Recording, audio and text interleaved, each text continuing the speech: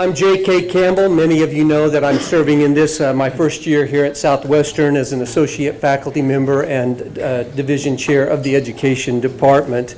And I've quickly fallen in love with Southwestern College.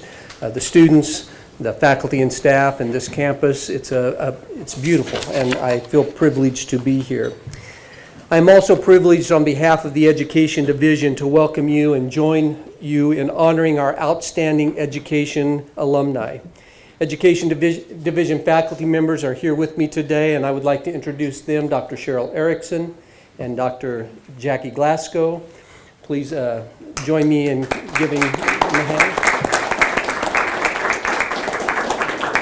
Dr. Glasgow leads our doctoral program here at Southwestern College, and Dr. Cheryl Erickson is with our curriculum and instruction program, also coordinates our professional development school's undergraduate program, and leads our Ed Builders Student Associations and stays very busy, and we appreciate both of them. And we're pleased to host you all for this special occasion today. And as President Andrews mentioned, Southwestern College has a long and proud tradition of producing engaged and caring educators who are dedicated to their students and are leaders among their peers. And we thank you for your work. We thank you for being builders. Thank you for representing your college, and we're very proud of you. At this time, I would like to introduce a senior education major, Katay Brienne, who is with us also today. And each semester, the Kansas State Department of Education recognizes outstanding student teachers with the Teacher of Promise Award. And this year, the education faculty at Southwestern selected Katay Brienne to receive this distinguished award. Katay Brienne is currently student teaching in kindergarten at Irving Elementary School here in Winfield. And she was selected for this honor because she demonstrates the ideals of teachers and teaching that we value in this program. Her commitment, dedication, and desire to continue to grow professionally and personally are evident in all she does. And please join me in congratulating Katay Brienne. Katay Brienne, would you stand?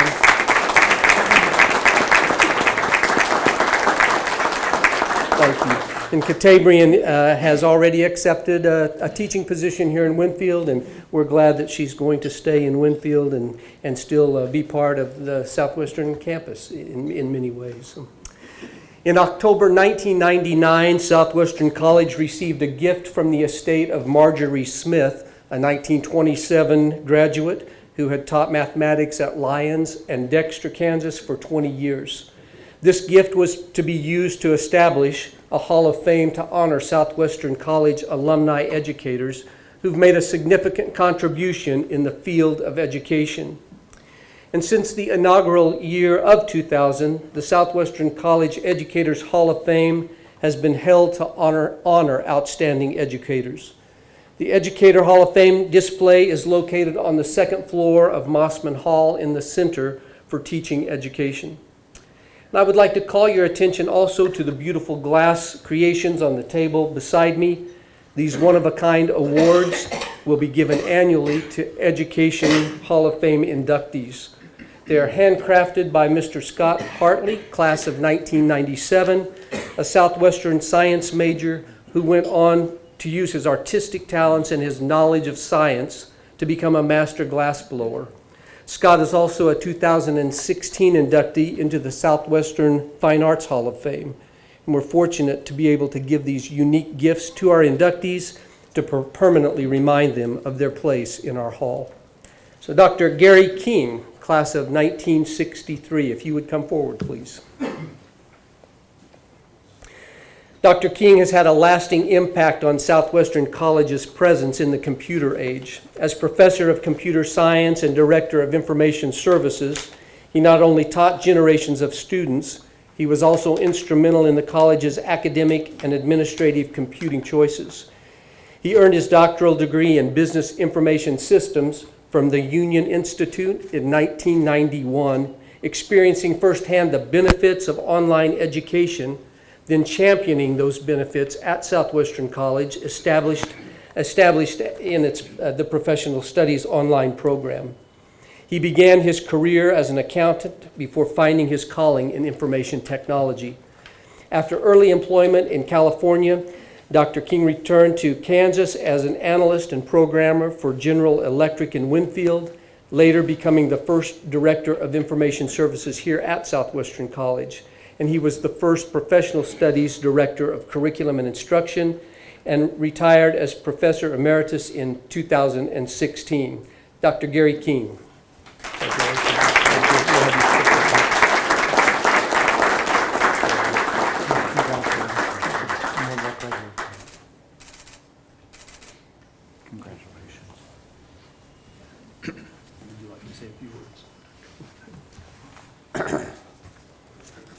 People who know my computer background, when I get out paper notes, they say, wait a minute, you are supposed to get out an iPad or an iPhone. I know technology well enough to know that it quits on you at the worst possible times. Well, I'm a grad of 1963. I left for Southern California in superb economic times. I rose to executive position in several computer-related industries, but I really tired of the jet-set life of that and of Southern California. I enjoyed my evenings teaching at a California community college, and so between my sort of dissatisfaction with everything, I began to think of Winfield and Southwestern College.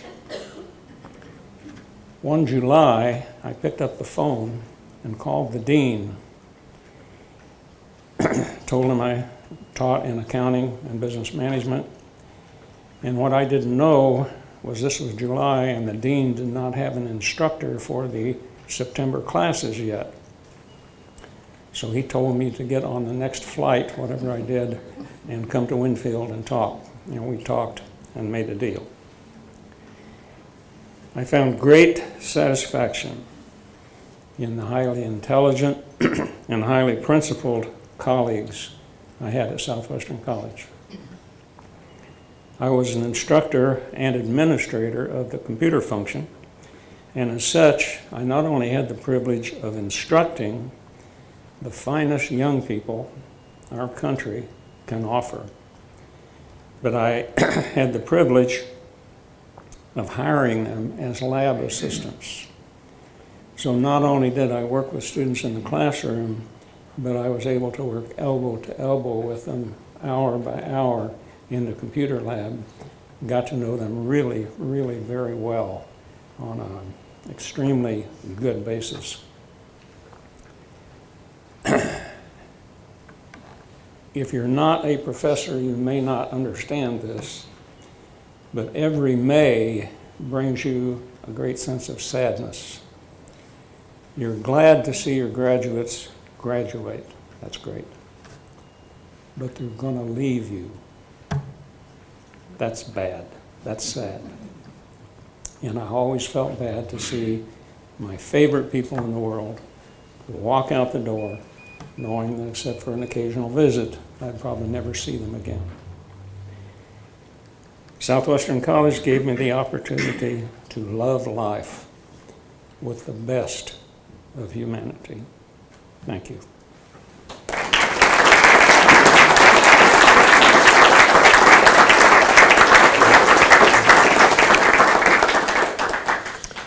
And our next inductee is Judy Martin Haynes, class of 1967. Mrs. Haynes is an award-winning teacher whose innovation and creativity have inspired her students and promoted music education for nearly 4 decades. Mrs. Haynes taught vocal music at Coldwater and Protection, Kansas for 23 years and at Circle in Benton, Kansas for 15 years. There, she wrote all kindergarten through 6th grade music programs with speaking parts for each student, as well as original music for these musicals. She also wrote the original song for a 2014 Kansas Music Educators Association performance and directed the Coldwater Community Easter Cantata for 25 years. She was South Central District of the Kansas Music Educators Association Outstanding Music Teacher in 2010 and was also named the Circle District Teacher of the Year. She and her husband Ron, also class of 67, are parents of 4 children, all educators. Please join me in recognizing Judy Martin Haynes.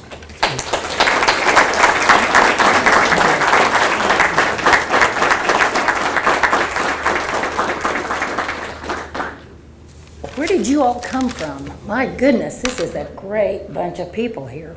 It is an humbling thing when they call you on the phone. When they called me from Southwestern, I thought they probably want money, you know? Because we get the phone calls with the back brace, the knee brace, all of those bogus calls. And when they called me, Charles said, "This is one of those calls we like to make." And so I said, "Okay." And he said, "We'd like to invite you to be," he said, "Don't do this, to be in the Hall of Fame." And there was this long pause, and I said, "What?" Because I was fully expecting him to ask me for money for the college. You know, it was close to tax time, and I thought, well, you know, it was a good write-off. But when it finally sunk in, I thought, oh, now I'm catching up with my husband, who was already in the Teachers Hall of Fame. When I think back on when I first started college, I have to back up further than that, because I was terribly shy, terribly skinny, really a lot of freckles, had no self-confidence, and would never have gotten up in front of a group like this to speak, much less play the piano, much less sing. But somewhere along the line, somebody believed in saying, yes, you can do this. And because someone believed in me, I turned that around to believe in somebody else and make other kids who were that shy little skinny person like me to believe in themselves and to do great things. Now, I don't stand here before you saying that I've done great things. I'm just an ordinary person, and I've done ordinary things with ordinary people. When I think back, I used to go out, and my grandparents lived on a farm up by Augusta.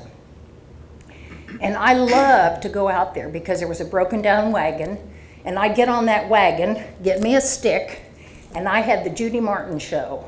And I'd get up there and I'd sing, and I loved it. There wasn't a soul around. I would never have done it in front of people, but when I was by myself, I could do it. And the funny thing was, years later, I did get to be on a TV station, Channel 12, and I got to be on a show. It wasn't my show, but I got to be on it weekly. And that dream did come true for me. As I went into school, I wasn't in music in high school. Scared me to death. I wouldn't have done it. But as a senior in high school, my piano teacher said, you have to go to contest and sing a solo. And my kneecaps were jumping up and down when I got up there to sing in front of those people. But somehow I was directed then to Southwestern College. And when I came down here, I was in Purple Robed Choir. I was in a lot of productions, Sound of Music, The Miracle Worker, and I was able to get some confidence in myself. And through all of those things, it was a different way of looking at myself and my talent, because I still wanted to be that little girl on that broken down wagon out in the country singing all by myself. Well, I think it's important that we teach children it's okay to pretend and to make believe and to do things out of their comfort zone. As I was in high school, I wrote a speech one time, and it said, it was a sign that was in Alaska. Yes, and I remember when Alaska wasn't a state.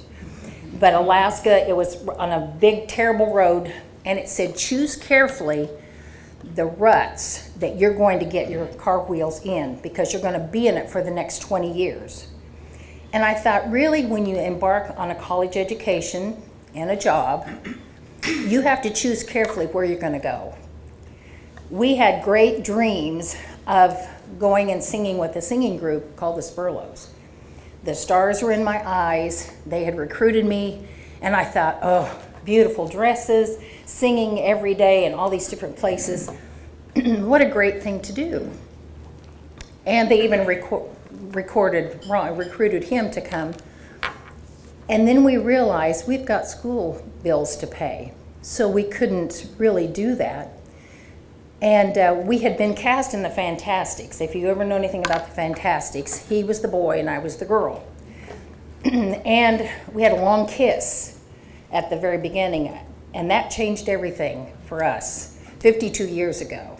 So we decided that he asked me to marry him. And I said yes. And we embarked on a wonderful journey, both of us teaching. And I thought, but I still had stars in my eyes. I wanted to do something else. But once I got in the classroom, and I was just speaking with this new little teacher that's going to be going out, once you get in the classroom and you see those little faces and you know that you can mold them and teach them and watch them bloom and blossom and grow, that was a joy to me. So that's why I thought the joy of music. I didn't have that as a little kid growing up in my experience at school. And I thought, I want to give that joy. I want that kid that's scared to death to get up in front of people to say, well, I did it and you can too. So with that being said, I am very honored that someone else noticed that when you're in college, it's kind of like going through a jungle. You don't know what it's going to be like when you get out there. And then once you get out there, you make your job your own reality. And it's been, when I quit, I was 70 years old, and I thought, I'm not ready to quit. Most people can't wait until they get to retirement. I was quite the opposite. So I thank Southwestern College for what they have given to me. This is a great honor, and I am very humbled. And all our four children are here. They're all in education too. I guess they thought, well, Mom, Dad's going to do it. We'll do it too. So, and our 14 grandchildren, most of them are here. And we have 3 great-grandchildren. So we'll see who all gets to be educators from that bunch. Thank you all so much.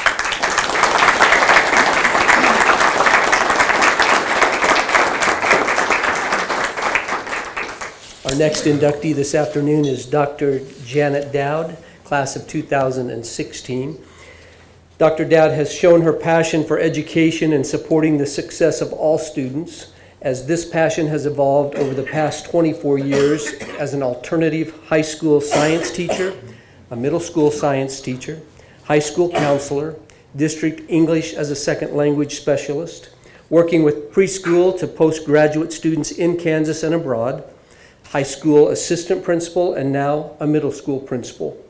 In recent years, Dr. Doud has taught graduate level education, English language courses, and technology courses through Southwestern College, Emporia State University, and Kansas State University. She continues to present at various conferences on the topics of technology and collective efficacy. Her passion for education is only second to the passion she has for her family and faith. Welcome to the Hall of Fame, Dr. Doud.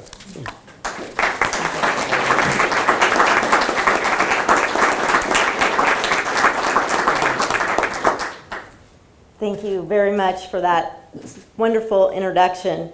I'm truly honored and blessed to receive this recognition and just feel so humbled to be among such amazing educators. And as I look around the room, those I know and those I don't, that I'm hearing the stories, it's very humbling and I'm so blessed.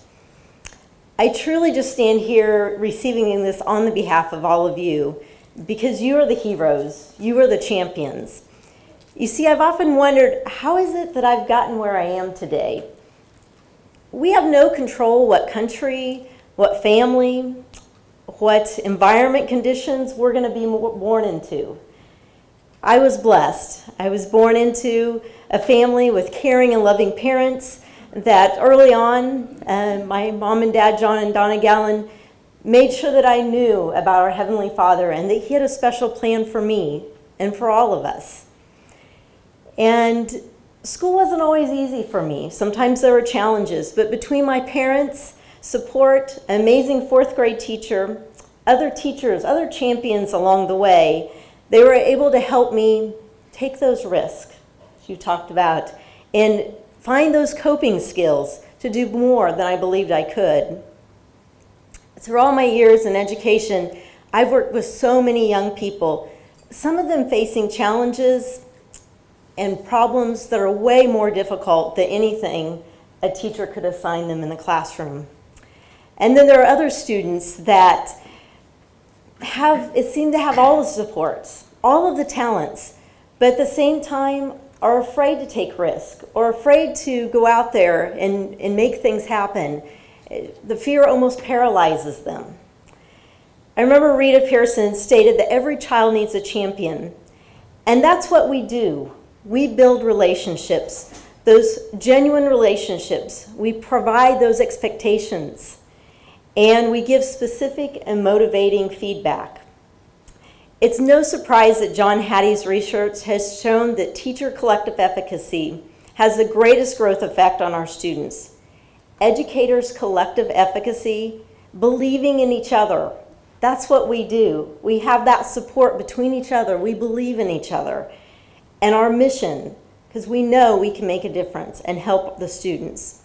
We create those communities, those learning environments, providing that scaffolding for those that just need a little extra help, so then they can go through those times of challenges. We often call those learning pits, because that's where the real growth happens. Think of the times you've had. Some of our greatest growth has been through some of our greatest challenges. And so I feel like when we get together as educators, that's when we really make a difference in our students' lives. Helping them master concepts through getting through those challenges that they face. We're in the business of creating champion educators. That's what we do, so every child has that champion in their life.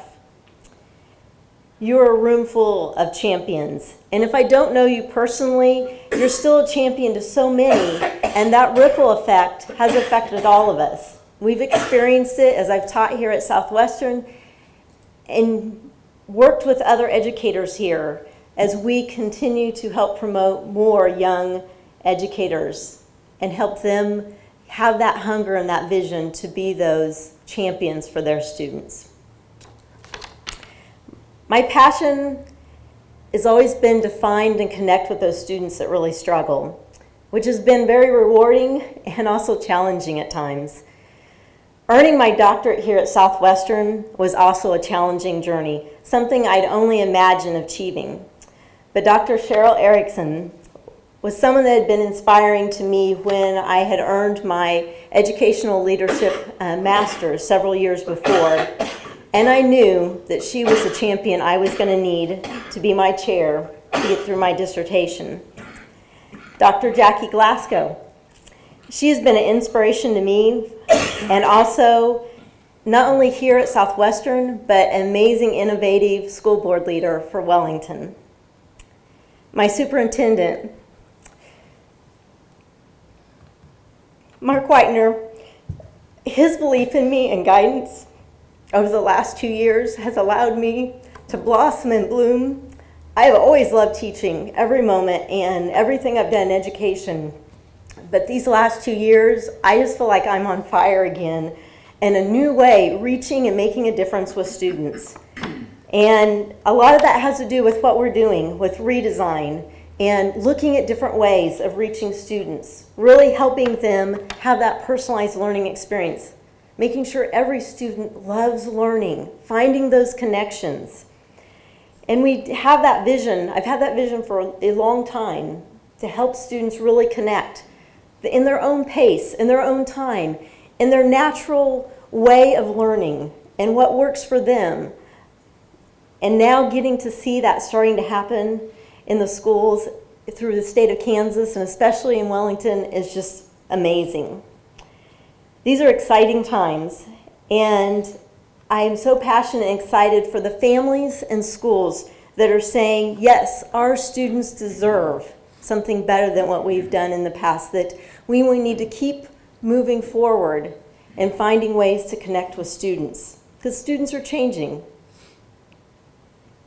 Finally, I want to take a moment to thank my husband, who his persistence and nudging has encouraged me to be more than I ever realized I could be. And he supports me every step of the way. And to my boys, Seth, Ethan, and Noah, Ethan's not here today, but what I would like to pass on is say, fear is a liar. God has a plan for you, so accept the challenge. Take the shot. By faith, we must remember to let go of the pen. He is not done writing my story, nor any of yours.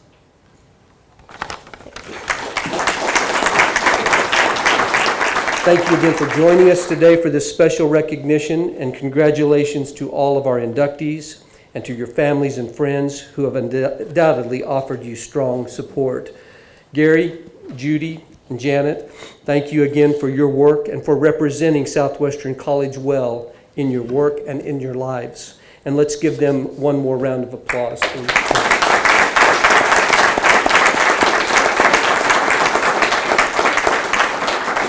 We are so grateful for the meaningful ways you've impacted the lives of learners, and in doing so, making our world a brighter place. Thank you. And thank you all for joining us this afternoon.